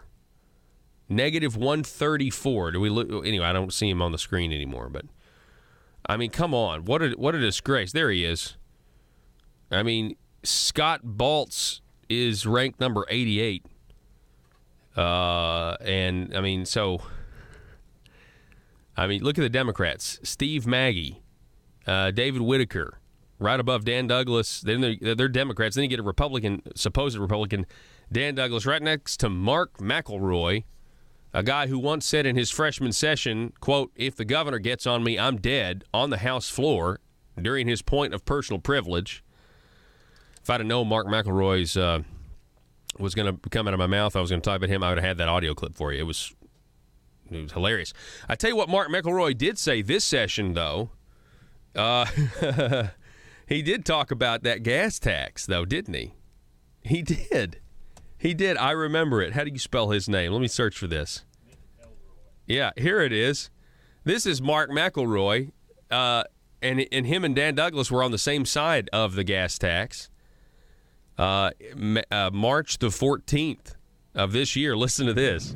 Oh, my goodness. You know, I've sat here and I've told some of you a lie. I said I was going to vote against this. It's hard to believe a politician tell you a lie, wasn't it? Not really, Mark. There's no secret that I'm not that fond of the Highway Commission. But I sit now and I thought about, am I going to do the wrong thing for the people of this state? Yes, you are. Just because I got a beef with somebody? These roads are not going to fix themselves, folks. They're not going to fix themselves. Got to have more money. And if you don't think money counts, you ever seen a passenger train stop and back up for a hobo? They're going to have some money to fix it. We got to get some bridges collapsing, right? That's what We Speaker all Gillum got said. ideas. We need some people dying before we're going to take I was roads county judge seriously. for 20 years, and I saw how the price of building roads went up, up, up. And the worst thing you can do is say, man, I would fix some roads, but I don't have the money. We're not asking you to raise the taxes. Listen, here it is. Yeah, you are. You're asking. We're not asking you for a kidney. We ain't asking for a kidney. All we asking you to trust in the people and let them decide if they want to pay for these roads and fix them. You want to pay for these Or are they roads? going? But every day that you don't do this, it's going to cost the taxpayers more and more and more. Now, I can drive from here to Pine Bluff, and they're doing the best they can trying to fix those roads, but there's holes there that knock the front end out of your car. Oh, my gosh. And there's another part that we're not thinking about. People have tried to fix them roads, but I don't have the money. We ain't asking for a kidney, Mr. Bobby Boucher. We're not asking you to raise the taxes. We're not asking you for a kidney. All we asking you to trust in the people and let them decide if they want to pay for these roads and fix them, or are they going? But every day that you don't do this, it's going to cost the taxpayers more and more and more. Now, I can drive from here to Pine Bluff, and they're doing the best they can trying to fix those roads, but there's holes there that knock the front end out of your car. And there's another part that we're not thinking about. People driving from Oklahoma, New York, coming across Arkansas, make them pay for our roads. They're tearing them up. We ain't asking for a Make kidney. them pay for it. We ain't asking for a kidney, though. We ain't asking for one of those. Think about it, folks. That's what they ask We for just down in kicking this Louisiana, out. down at the Collins, James me, Cobb you never Field. agree on anything. The Raging Scary, ain't it? Cajun. But I'm telling you, we're just kicking this can down the road further and further and further. Yeah. The people didn't send us up here to make the easy decisions. The tough They decision. don't. We got to make some tough Whether decisions. or If not we have to to worry about raise- election time right now, we should be doing what's right for the people. And what's right for the people would be representing them. Let me give you an example of what's right for the people, all right? The only person, let me stop the sad violin music for a minute. The only person, there's an interesting exchange. You know, one of the top tenors on this Condo for Commerce list, number one, by the way, State Representative Dan Sullivan. But another one of the top tenors actually happens to be State Representative Brant Smith. Let me see here. Where did this go? No, that's going to be in documents. And I'm going to search there. And Brant Smith decided to confront Dan Douglas. Okay, so that was Mark McElroy. He's a Democrat, right? His name is right below at a score of negative 140. He's right below Dan Douglas, who's a Republican, at negative 134, both ranking 84 and 85 out of 100. Dan Douglas wanted the tax increase really, really bad. He wanted revenue, as much revenue as he could get constantly throughout the session. Then the gas tax was debated, and Dan Douglas was presenting his phony, deceptive gas tax bill that was going to trick the people in Arkansas into taxing themselves more. And that's listen, that is the most accurate thing I have ever said about a piece of legislation. I mean, there might be equivalents, but you guys keep trying to pass constitutional amendments that are referred from the legislature to the people that are lying to them because you guys are morally bankrupt. Okay? Issue 3 that extended term limits and tried to tell people that they were putting term limits on when it actually extended term limits that raised salaries. Issue 3 the next year that increased the amount we could go into debt, basically essentially making us or potentially making us the next Puerto Rico when it comes to our bonds. But it was entitled the Jobs Amendment, and it couldn't be challenged because it came from the legislature. You guys are morally bankrupt with sending these things to us and trying to trick us into doing what you want, what the special interests want. Because you don't want to govern. You don't want to have to go to your departments and say, we spend $7,000 per person in Arkansas, and the average state around us spends $5,000, and we don't want to make the tough decisions. We don't want to actually have to govern. But here's State Representative Brant Smith. Where does Brant Smith rank on the Conduit for Commerce list, Joe? Scroll up here. I'm just kind of shooting through this stuff. So we go up. We're going to go up to the top. He's in number 10. He's in the top 10. So wherever the top 10 is. Oh, we got a freeze here. What's going on? Yeah, here we go. All the way to the top. And Brant Smith came in at number 7 with a score of 171. Brant Smith confronted Dan Douglas on the floor of the Arkansas House of Representatives. Representative Douglas, you keep mentioning, and I agree that putting this before the people of the state of Arkansas is a good idea. Yeah. But you know what this is?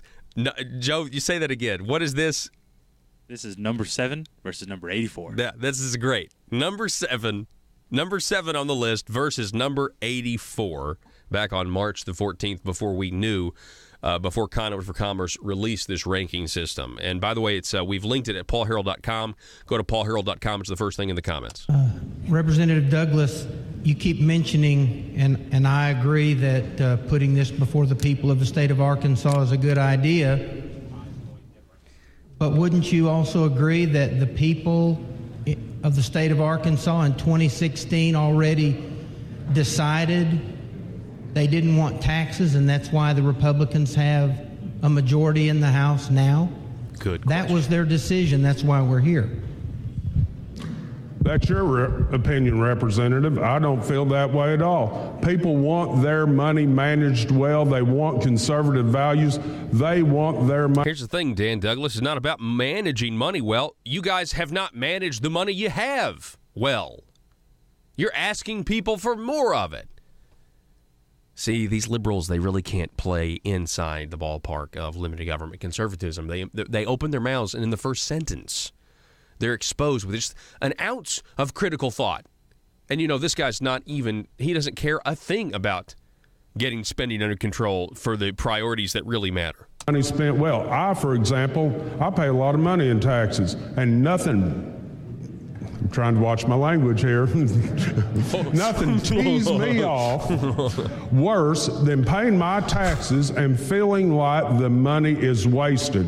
Whenever the voters get a chance to vote on highway... Well, then you need to quit voting to waste it, Dan. I mean, you're more responsible than the average voter.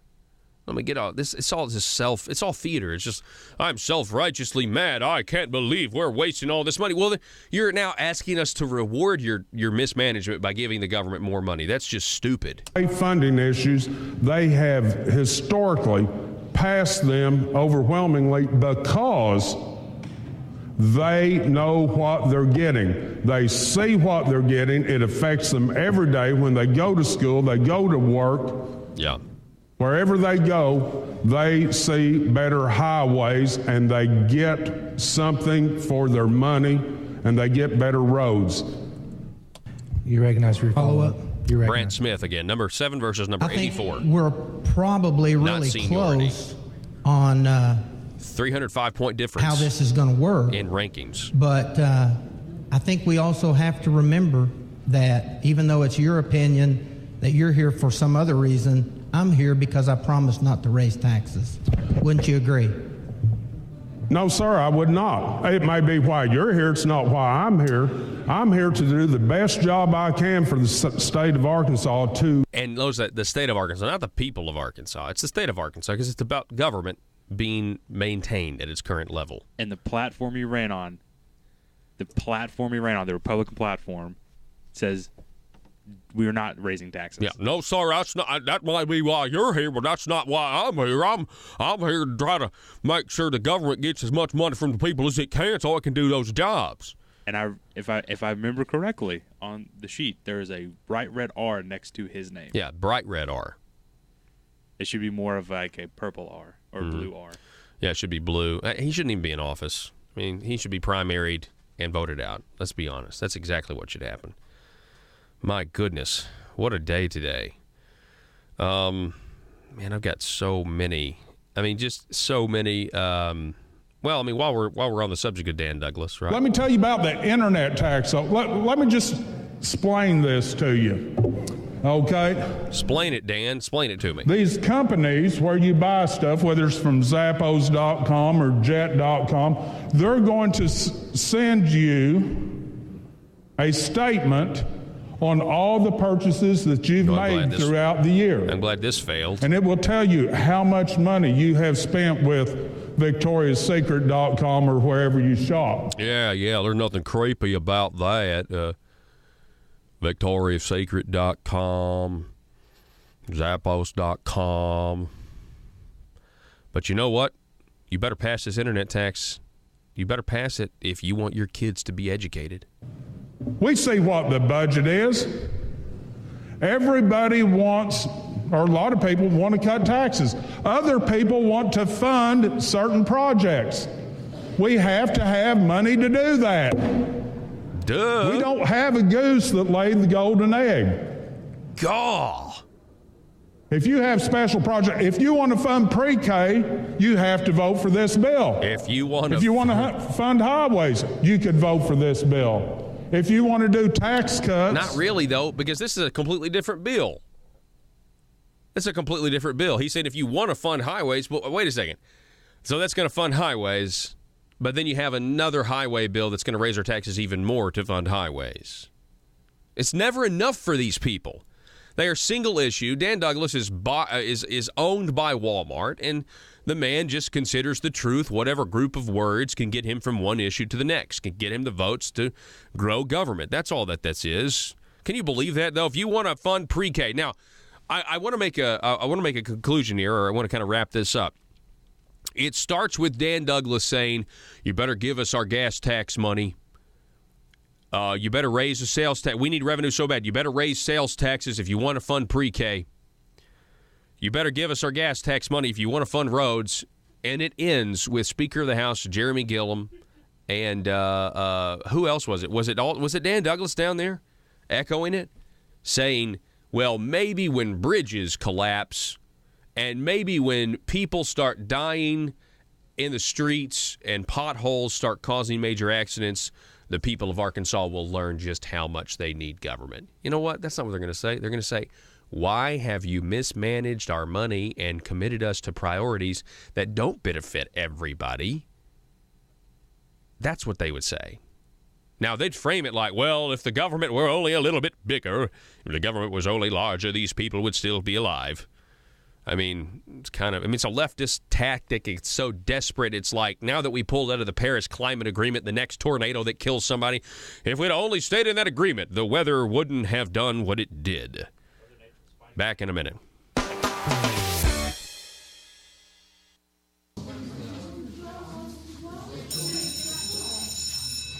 Good morning. Good morning.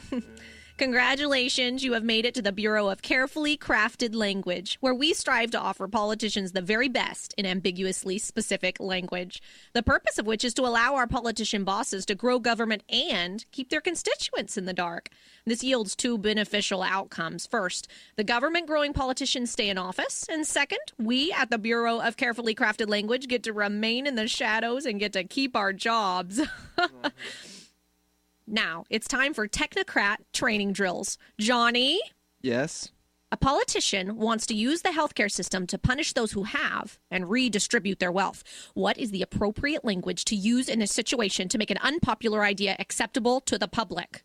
I would emphasize that these ideas would make their healthcare more affordable and make sure the public understands if they already have adequate healthcare, nothing will change for them. Very good, Johnny. Much progress since last time. Next up, let's have Susie.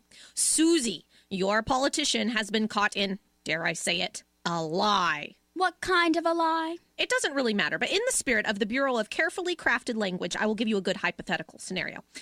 Dozens of politicians have been thrown out of office for supporting a socialist healthcare program. So the remaining politicians get together and they pass a bill to, quote, end the program, end quote. But they really want to keep it. What should they do, Susie? May I ask a question for more information? Certainly. Has the word lie been used by the political opposition? Yes. I know. They should change the name of the program. Maybe use the word works to make the sheeple think it's for working folk. Then they should go on the attack and get the public distracted. I would advise the politician to publicly question why our political dialogue has become so uncivilized and tell them to claim using the word lie, no matter how accurate, is a personal attack on his or her character. And if they admit to any wrongdoing at all, they must replace the word lie with words like misspoke, misstatement, misrepresent, or mislead. Amazing! Excellent work, Susie. I feel like the student has really become the teacher. You will make a terrific addition to the Bureau of Carefully Crafted Language. All hands on deck. This is a Bureau of Carefully Crafted Language emergency. Several politicians are scrambling after being exposed by some talk radio host. Let's move it, people. They need our help. The Bureau of Carefully Crafted Language. You vote 'em in, and we keep 'em in. PHP Parody.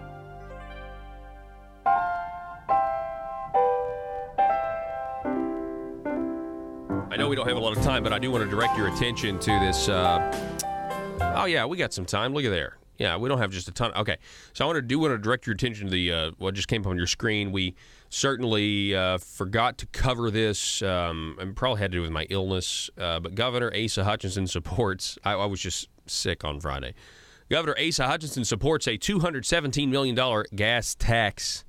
A $217 million gas tax hike proposal. Let me tell you about the internet tax. Let me just explain this to you. No, Dan, not now. You had 3 months to talk.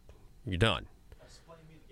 Yeah, and this is essentially the governor saying, "Hey, look, I don't like that Dan Douglas's attempt to raise your gas taxes failed, and so because that failed, he is now continuing to support the gas tax proposal that would raise taxes more than $217 million per year on gas and diesel purchases. The plan would place a 6.5% sales tax on the wholesale price per gallon of gas and diesel, which translates to a 10-cent per gallon increase for everyday Arkansans. Here is the exact quote from the governor. Quote, "I would like the same plan that was presented to the General Assembly and narrowly did not get out of the House be presented on the ballot."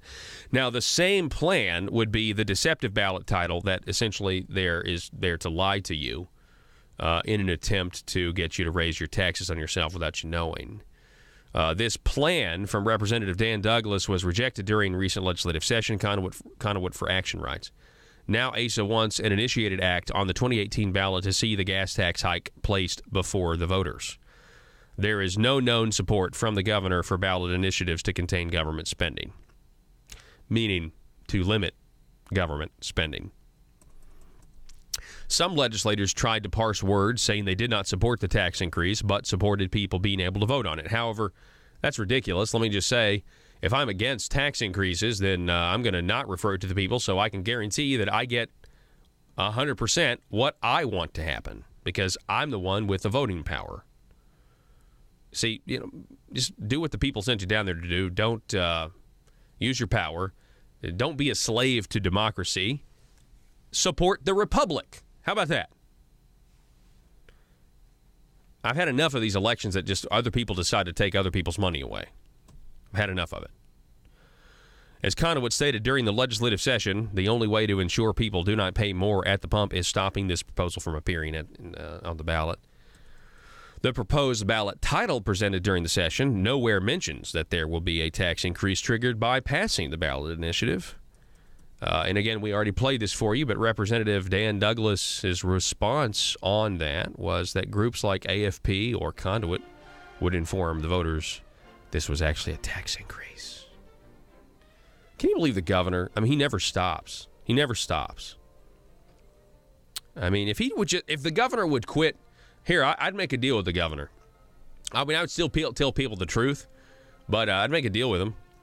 If you'll just stop supporting tax increases and revenue increases every chance you get, You can give as many $50,000 bonuses away to Mike Preston as you want, because the government, we could afford that. We'd come out on top, right? Just leave us alone.